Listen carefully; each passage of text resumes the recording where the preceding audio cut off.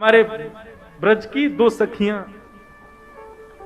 यमुना जल भरने गई तो दोनों सत्संग करती थी आपस में। दोनों आपस में कहे, बोले भैया हमने कन्हैया की कथा तो बहुत सुनी लेकिन कन्हैया कभी देखे नहीं है। दूसरी बोली, अरे कन्हैया पता हो कहां रहे? बोले कहां रहे? वो संतन के पास रहे कन्हैया। अच्छा, बोले कहां पे? वो संतन के संग झोली रहे ना, वह झोली में बैठो रहे अंदर कन्हैया।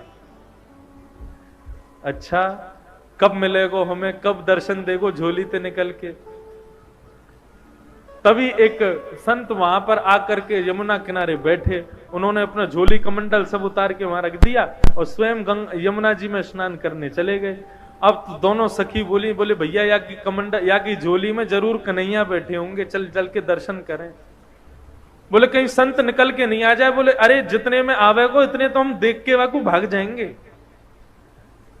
अब संत की झोली खोली, वो झोली में खूब सारे ग्रंथ निकले, ग्रंथों को निकाला, आदि आदि सब निकाले। नन्हे से डिब्बे में डिब्बा खोल करके देखा, डिब्बे में से कपड़ा हटाया तो लड्डू गोपाल उसमें विराजमान। अब तो सखियां दोनों आपस में, देख देख गोपाल जी, देखी बेटो कन्हैया। अरे बहन कितना सुंदर है कन्हैया। नन्हे से गोपाल जी हाथ में माखन लेके बैठे, लड्डू गोपाल। बोले सुन सुन, डिब्बा में बैठे जल्दी बाहर निकाल। अब जैसे ही बाहर निकाले तो दूसरी सखी बोली, देख कन्हैया डिब्बा में बैठे बैठे उनके हाथ पांव कैसे सिकुड़ गए हैं। अब लड्डू गोपाल के तो हाथ पांव ऐसे ही रहते हैं, लेकिन गोपी का भाव कैसा? बोले देख हाथ पांव डिब्बा में बैठने से सिकुड़ गए इनके। चल मेरे पास मक्खन रखो, इन्हें मक्खन से मालिश करके इनके हाथ पावन को सीधो कर दूं।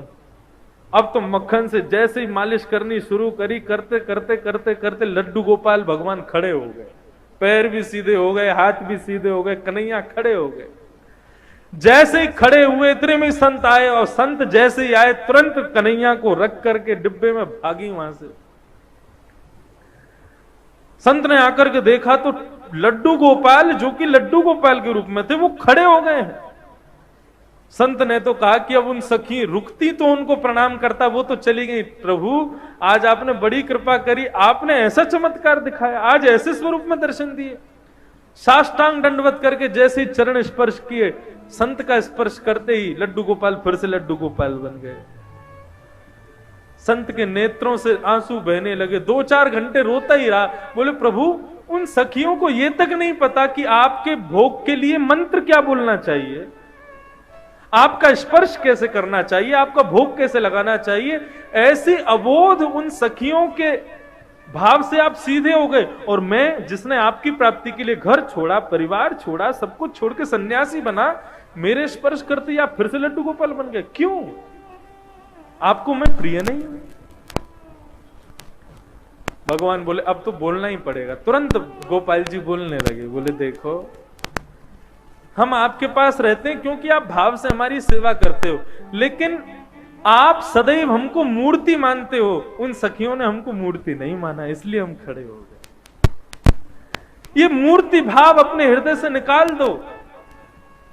हम सदैव आपसे भी बात करेंगे। भागवत में आदि ग्रंथों में कितनी जगह कहा गया है कि अपने घर में अविराजित अपने लड्डू गोपाल को कभी मूर्ति नहीं समझना चाहिए। वो साक्षात ठाकुर जी, साक्षात कन्हैया।